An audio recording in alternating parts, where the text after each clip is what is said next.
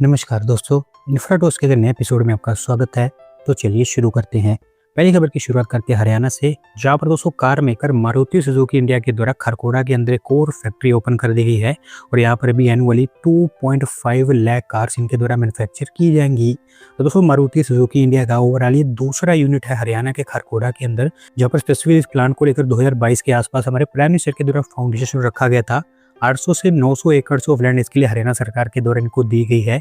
और अभी यहाँ पर मैं आपको बता दूं कि 2 यूनिट्स बनकर तैयार हो गई हैं, जहाँ पर हर एक की capacity 2.5 lakh cars per annum की है। पहली यूनिट पिछले साल फरवरी के आसपास ही ओपन हो गई थी और अब दूसरी यूनिट भी तैयार हो गई है, यानी कि कुल मिलाकर इस facility capacity 5 lakh units per annum तक पहुंच चुकी है। और क्योंकि तीसरी यूनिट भी यहाँ पर अप्रूव की जा चुकी है, जो 7,410 करोड़ रुपये की लागत से बनकर तैयार होगी, तो 2.5 लाख यूनिट्स पर एनम की उसकी भी कैपेसिटी होगी। और इसके चलते आप देखेंगे कि ओवरऑल 2029 तक इस फैक्ट्री की पूरी capacity 7.5 lakh cars per annum manufacture करने की होगी। अगली दोस्तों अपडेट अहमदाबाद से है, जहां पर 200 मिलियन माइंस टेक पार्क तैयार हो चुका है और हमारे यूनियन होम मिनिस्टर के द्वारा इसका पहला फेज भी इनॉग्रेट किया गया है। तो दोस्तों एक टेक पार्क आप कह सकते हैं कि अहमदाबाद के अंदर आगे चलकर one of the biggest tech park होगा, क्योंकि टोटल 7 फेजेस में इसको बनाया जाएगा। अभी फिलहाल पहला फेज ओपन किया गया है। Ahmedabad gift city Gandhinagar high growth corridor पर वैष्णो देवी सर्कल के पास तैयार किया गया है, जो फैला हुआ 65 एकड़ के एरिया में grade A office spaces, residential facilities, retail और हॉस्पिटैलिटी इंफ्रास्ट्रक्चर यहाँ पर बनकर तैयार होगा। अभी फिलहाल इसका जो फेज 1 ओपन हुआ है वो 13.5 लाख स्क्वायर फीट के एरिया में बनाया गया है। 1100 करोड़ रुपीस की उसके ऊपर इन्वेस्टमेंट हुई है और उसके चलते ही 9,000 के आसपास जॉब्स यहाँ पर जनरेट होंगी, जबकि टोटल 7 फेजेस को मिलाकर 63,000 से ज़्यादा जॉब्स इसके थ्रू जनरेट हो पाएंगी। इसके दोस्तों हमारे यूनियन होम मिनिस्टर के द्वारा GREMI सिटी कैंपस का भी इनॉग्रेशन किया गया है, जहाँ पर अगस्त के आसपास बैचेस स्टार्ट हो जाएंगे।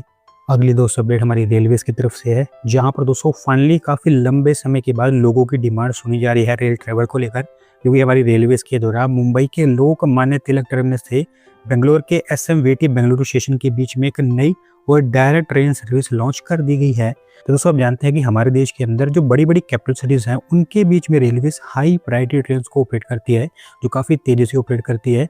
लेकिन मुंबई और बेंगलोर के केस में ऐसा कुछ नहीं है, क्योंकि अभी तक यहाँ पर जो फास्टेस्ट ट्रेन ऑपरेट होती है इनके बीच में वो उद्यान एक्सप्रेस है, जो 22 से 23 घंटे का समय काफ़ी ले लेती है। हालांकि इस रूट पर लोग काफ़ी लंबे समय से डिमांड करते चले आ रहे हैं कि यहाँ पर भी कोई फास्ट ट्रेन को इंट्रोड्यूस किया जाए, और उसके लिए railways Vande Bharat sleeper train को यहाँ पर इंट्रोड्यूस करने वाली है। पर अभी क्योंकि जो एग्जिस्टिंग ट्रेन यहाँ पर ऑपरेट हो रही हैं उनके ऊपर ओवर क्राउडिंग देखने को मिल रही है, तो उसी को भी थोड़ा सा कम करने के लिए बाई वीकली ट्रेन सर्विस यहाँ पर लॉन्च की गई है, जिसका जर्नी टाइम 24 आवर्स के आसपास होने वाला है और ये भी उद्यान एक्सप्रेस के आसपास की स्पीड पर ही ऑपरेट होगी। लेकिन ओवरऑल आप कह सकते हैं कि काफ़ी लंबे समय के बाद मुंबई से बेंगलोर के बीच में कोई डायरेक्ट ट्रेन सर्विस लॉन्च की गई है। अगली दोस्तों अपडेट आंध्र प्रदेश से है, जहाँ पर दोस्तों अभी एक और डिफेंस फैक्ट्री बनकर तैयार होगी, जो स्पेसिफिकली सेटअप की जाएगी कल्याणी ग्रुप की सब्सिडरी अग्नि अस्त्र एनर्जेटिक्स लिमिटेड के द्वारा। तो दोस्तों ये factory basically Shri Sathya Sai district के अंदर मदकासीरा टाउन में बनकर तैयार होगी, जिसके लिए हमारे यूनियन डिफेंस मिनिस्टर और आंध्र प्रदेश के CM के द्वारा मिलकर फाउंडेशन रखने का काम कर दिया गया है। 1000 एकड़ के एरिया में फैली होगी, जहां पर हाई एक्सप्लोजिव्स, एमुनिशन फिलिंग और गन प्रोपेलेंट जैसे प्रोडक्ट्स मैन्युफैक्चर किए जाएंगे। आगे चलकर रॉकेट्स, मिसाइल सिस्टम्स और स्पेस लॉन्च व्हीकल्स की टेस्टिंग और मैन्युफैक्चरिंग भी यहाँ पर होगी। 1000 एकड़ के एरिया में फैला होगा और 1500 करोड़ रुपीस के आसपास इसके ऊपर इन्वेस्टमेंट होगी। ओवरऑल इसके थ्रू टारगेट ये है कि इंपोर्टेड एनर्जेटिक मटेरियल्स और क्रिटिकल डिफेंस सिस्टम्स पर हमारी डिपेंडेंस को कम किया जाए और साथ ही साथ इनको भारत में ही प्रोड्यूस किया जाए। अगले 2 से 4 सालों के अंदर अंदर ये फैक्ट्री तैयार होगी, जिसके चलते 800 डायरेक्ट और 2500 इनडायरेक्ट जॉब जनरेट होंगी। अगली दोस्तों अपडेट उत्तराखंड से है, जहाँ पर दोस्तों स्टेट गवर्नमेंट एक नया रोवे बनाने जा रही है वाइल्ड लाइफ सेंसिटिव एरिया के थ्रू, और इसके थ्रू वो कोशिश कर रहे हैं कि नीलकंठ महादेव टेम्पल को डायरेक्टली ऋषिकेश से कनेक्ट कर दिया जाए। दोस्तों नीलकंठ महादेव टेम्पल के बारे में अगर आप नहीं जानते तो मैं बता दूंगी, काफ़ी ऊंचाई पर लोकेटेड है। अभी यहाँ पर जो डिवोटीज आते हैं उनको या तो 30 किलोमीटर का टेढ़ा मेढ़ा रोड रूट कवर करना पड़ता है, या फिर 9 किलोमीटर की ट्रैकिंग करनी पड़ती है फॉरेस्ट एरिया के थ्रू, जो कि काफ़ी थकाने वाली जर्नी होती है। तो उसी के चलते यहाँ पर एक रोपवे इंट्रोड्यूस किया जाएगा सरकार के द्वारा। 6.5 किलोमीटर की इसकी टोटल टोटल लेंथ होगी और राजा जी टाइगर रिजर्व के ऊपर से पास होगा। इसकी डिजाइनिंग इस तरीके से की जा रही है कि वाइल्ड लाइफ डिस्टर्बेंस कम से कम हो। 450 करोड़ रुपीस इसके ऊपर खर्च किए जाएंगे और अगर ये बनता है तो 3 घंटे की जर्नी सिर्फ 15 मिनट के अंदर अंदर कंप्लीट हो पाएगी। अगली दोस्तों अपडेट उत्तर प्रदेश से है, जहाँ पर दोस्तों अभी एक और इंटरनेशनल लेवल का क्रिकेट स्टेडियम सेटअप किया जाएगा, क्योंकि गोरखपुर में इंटरनेशनल क्रिकेट स्टेडियम को लेकर यूपी के चीफ मिनिस्टर के द्वारा फाउंडेशन रखने का काम कर दिया गया है।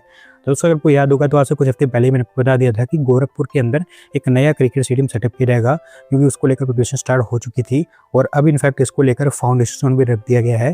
ताल नादौर लोकेलिटी में बनकर तैयार होगा, जो कि गोरखपुर वाराणसी हाईवे पर ही लोकेटेड है। 46 एकड़ के में फैला होगा। ग्राउंड प्लस 2 फ्लोर का स्ट्रक्चर होगा, जहां पर 7 प्लेइंग पिचेस, 4 प्रैक्टिस पिचेस और 4 हाई मास्ट फ्लडलाइट्स लगाई जाएंगी। इसके अलावा 14,490 स्पेक्टेटर्स ईच की कैपेसिटी वाले ईस्ट और वेस्ट एंड्स, वीआईपी और मीडिया पवेलियंस भी यहाँ पर बनाए जाएंगे। कुल मिलाकर 30,000 के आसपास इसकी सीटिंग कैपेसिटी होने वाली है। 393 करोड़ रुपीस का इसके ऊपर खर्च आएगा और उसमें से 100 करोड़ रुपीस भारतीय ऑयल पीएसयूज के द्वारा दिए जाएंगे, जैसे कि आईओसीएल और बीपीसीएल के द्वारा। अच्छी बात यह है कि इसके बिल्कुल बगल में 60 एकड़ का एक और प्लॉट शॉर्टलिस्ट किया गया है, जहाँ पर एक वर्ल्ड क्लास स्पोर्ट्स कॉम्प्लेक्स तैयार किया जाएगा इंडोर और आउटडोर स्पोर्टिंग फैसिलिटीज के साथ।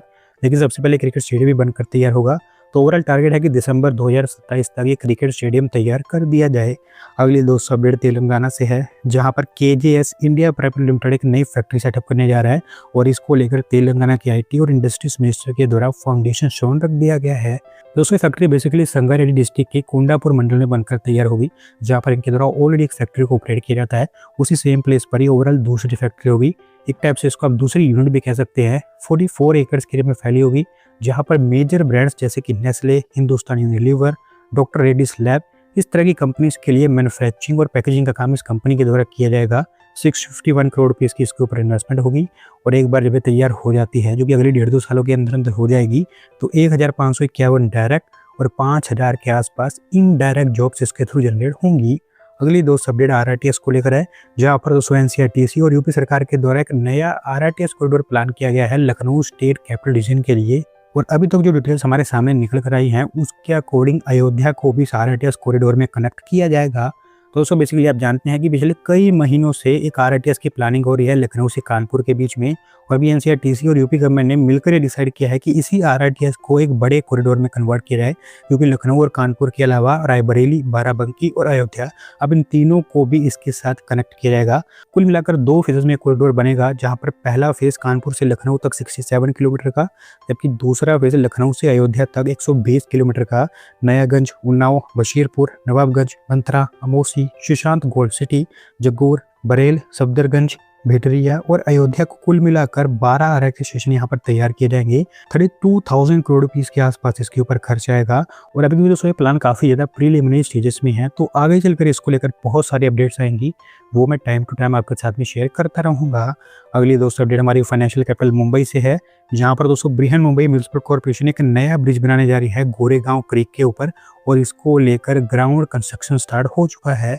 तो दोस्तों ये ब्रिज बेसिकली गोरेगांव के शहीद भगत सिंह नगर को अंधेरी के ओशीवाड़ नेबरहुड से कनेक्ट करेगा। 542 मीटर के आसपास इसकी लेंथ होगी, जहां पर टोटल 6 लेन्स बनाई जाएंगी, 3 लेन्स फॉर ईच डायरेक्शन।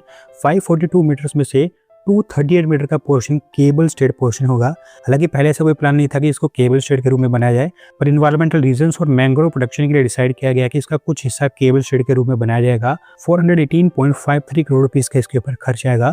और अभी क्योंकि कंस्ट्रक्शन स्टार्ट हो चुका है, तो अगर टाइमलाइन के अकॉर्डिंग कंस्ट्रक्शन यहाँ पर चलता रहता है, तो अक्टूबर 2028 तक ये तैयार हो जाएगा। तो दोस्तों आज की वीडियो में बस इतना ही। अगर आप अपनी तरफ से अपडेट सबमिट करना चाहते हैं तो डिस्क्रिप्शन में दी गई लिंक पर क्लिक करके सबमिट कर सकते हैं। और अगर आज की वीडियो पसंद आई हो तो वीडियो को लाइक करें, चैनल को सब्सक्राइब करें। धन्यवाद वीडियो को देखने के लिए।